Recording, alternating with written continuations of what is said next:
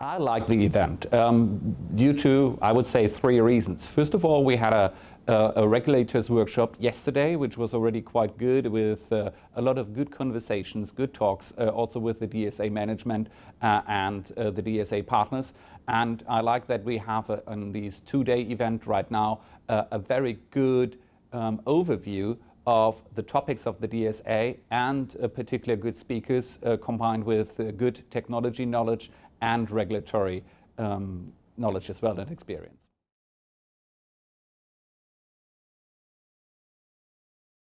It's getting more and more important.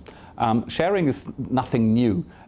In the terms of spectrum allocation, all bands are already more or less shared. There is not a single band which has only a spectrum allocation for one radio communication service. So therefore it is something we have to put together. But in reality, you have usually a split between different frequencies in a certain band by just one service. But it is not enough anymore. We are moving to more mobile usage all around the world and over the time, so therefore we need to have more spectrum available for different purposes, and therefore sharing is an exclusive way forward. From my personal experience, I must say sharing requires then trust, so therefore you have to work with the regulator, but trust also with partners. If you would like to do it on a secondary basis, you need to work together with a partner, but sometimes companies didn't want because they are afraid that they may show up some confidential material. And therefore dynamic things which could provide then more confidentiality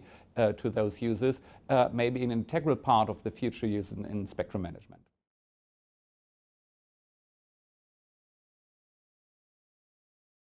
Well, the DSA is doing an amazing job in order to bring together all the regulators from throughout the world and trying to bring together also the different views and understandings on spectrum management.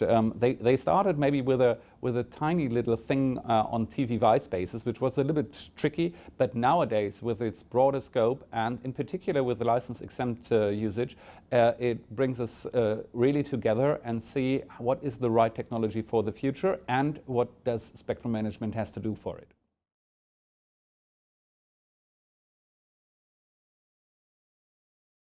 Spectrum is the fuel of the 21st decade.